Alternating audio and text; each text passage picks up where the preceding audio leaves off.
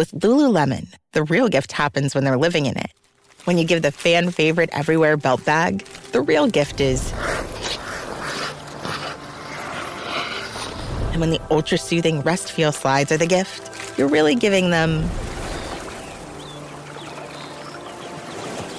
This holiday, Lululemon makes it easy to give little luxuries that go beyond. Open the moment. Shop now at Lululemon.com. It's a common sense recap of the big stories. It's Katz and Cosby on 77 WABC. Let's go to Victoria Coates. Victoria, great to have you here. Of course, former Deputy National Security Advisor under President Trump. We started at the top of the show. Who's going to win the standoff between Mexico and Trump? Your thoughts on that? We got a lot of international stuff.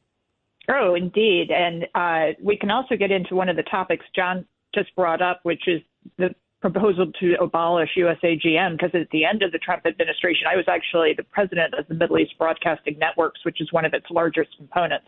So if you're interested in that, we can talk about that too.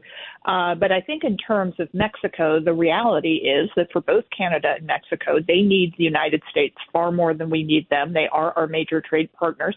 They should be taking on a larger role now. We're reducing trade with China. But at the same time, we have to remember where the power sits in this relationship, and the power sits with the world's largest economy. And so the president-elect is, I think, very rightly pointing out, particularly to Mexico, that they are not doing enough to stop the scourge of drugs and illegal migrants coming up into our country, including migrants from China and from terrorist-related countries. And so that all has to end. And it can't be done by trying to make nice with them, because heaven knows the Biden people tried that, but rather by saying we are really going to penalize your economy if you don't do this, because it is that important to us. Yeah, you got to play hardball. By the way, we were talking about it's probably going to happen with Trump. We were saying like 201 on January 20th, right? That things started to kick in, hopefully, on a lot of ways, because it's incredible what they've already done, all the phone calls, all the things. He's got a lot on his plate. The other thing we were seeing is that the defense minister, the Russian defense minister, has been visiting North Korea. And this comes as there's been North Korean troops in Russia, fighting, of course, against Ukraine. And Ed, we were talking at the top that there may be some lots of stuff going on here. Threatened nuclear strikes using intercontinental ballistic missiles that could carry a nuclear warhead, things like that. Yeah, little stuff like that. Little stuff like that. Yeah, where do you see it going, Victoria? It's and also now Keith Kellogg, that's the new sheriff in town who's going to be dealing with Russia, Ukraine.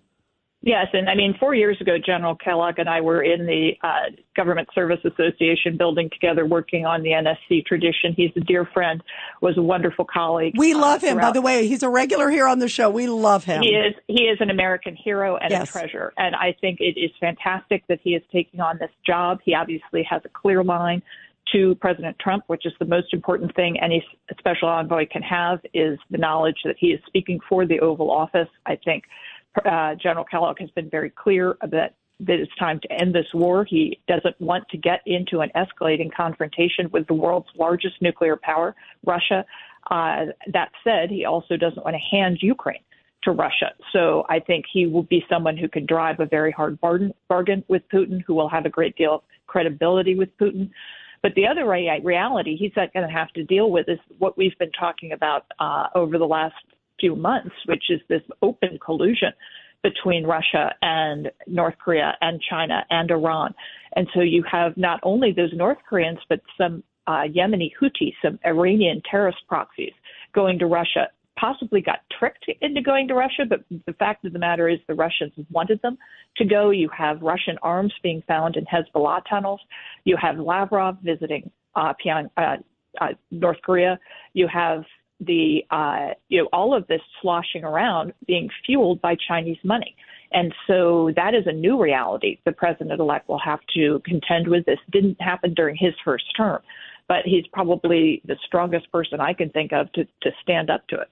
Yeah, you're right. It is going to be a lot on his plate. There is no doubt about it. But it's clear he's hitting the ground running. I mean, that's amazing. Victoria Coates, thank you so much for joining us. We love having you here. Thank you. And have a great rest of your weekend. Thanks. Hope everyone had a wonderful Thanksgiving. We did. We all ate too much, but we had a good one. Thank you very much.